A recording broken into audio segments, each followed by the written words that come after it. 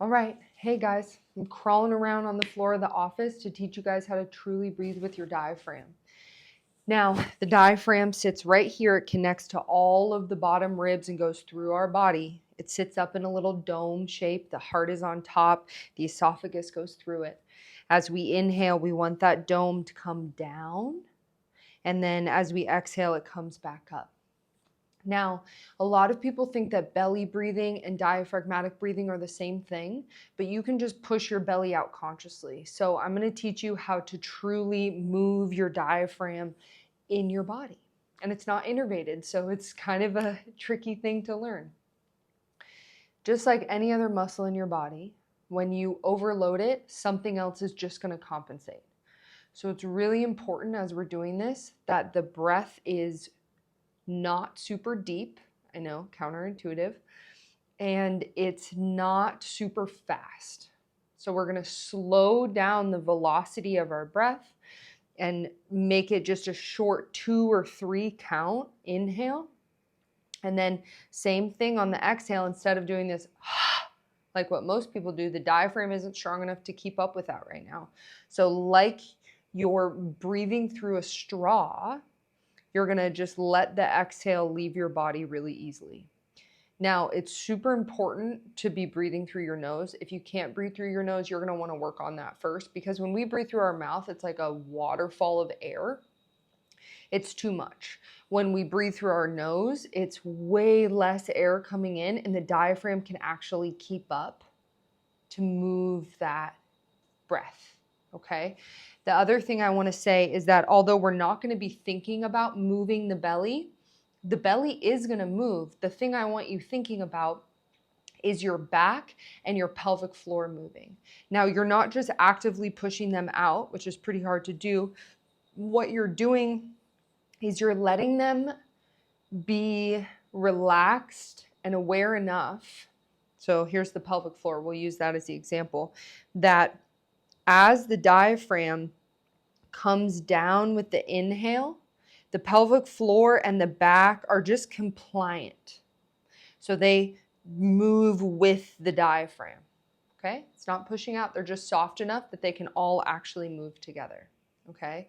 So I'm going to demo this sitting here at first, but I want you to try this laying down primarily. It's going to be much, much easier. When we're sitting up like this, we have all these postural muscles engaged, and it's harder to do our breathing.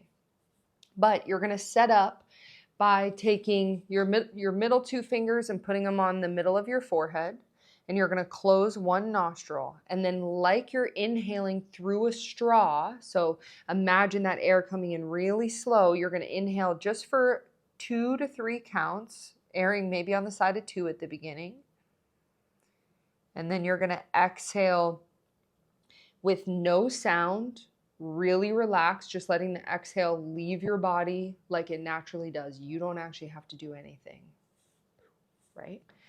And you're going to switch sides back and forth.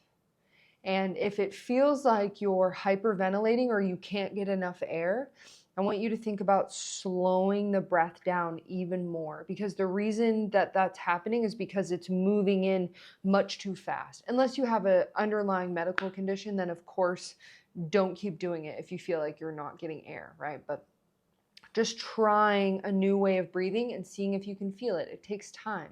I'm going to give you a few more cues that can be helpful, and I'll show you laying down. So I have a little pillow over here, because a lot of times what happens when people lay down is their neck is in a lot of extension like this, because this is the position we're in all day. So our body has literally changed shape to that position.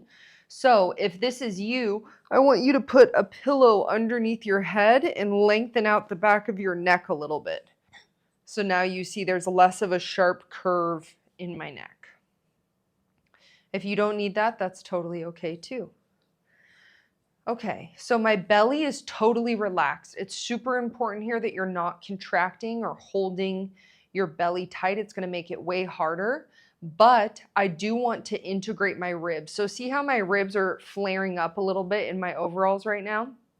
I want those to gently press down into the floor, but I'm not doing it with my abs. I'm doing it by pressing the whole back of my rib cage into the ground. So I'm not just contracting here, right? I'm shifting the whole back of the rib cage. Okay, so this is our setup position. Now, a cue that can be extremely helpful for some people, not for everyone, but for some people, is to visualize that you're breathing in your favorite color. Sometimes our brain just makes better connections with color. So I want you to visualize your favorite color is all around your body. For me right now, it's teal. Teal is all around my body. And I'm going to set up for my breathing.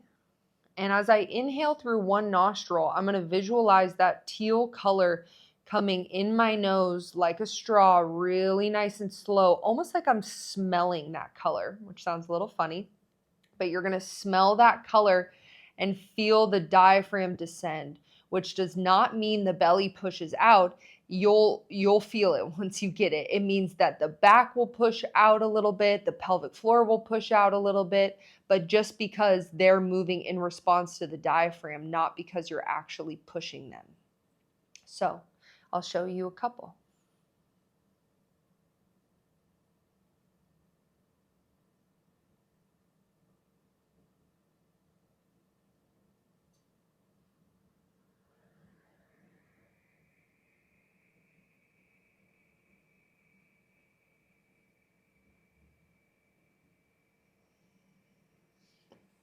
So my belly is moving, but it's on accident. It's not what I'm thinking about. A couple other things that are really important is that you're not holding your breath in between. So some people have a pattern of inhaling and kind of holding before they exhale, or holding in between the inhale and the exhale the other way. So just like waves crashing on a shore, they come up and then they immediately come back down, right? Because that's how nature works. It's a flow. That's what I want your breath to be like. I also want your throat to be relaxed, so I don't want to hear the sound of it at all, because we're using the diaphragm muscle, not the throat muscles, to breathe. So the biggest mistake that people make is that they honestly try too hard. So let yourself have a little bit of ease and enjoyment with it, and enjoy breathing truly with your diaphragm.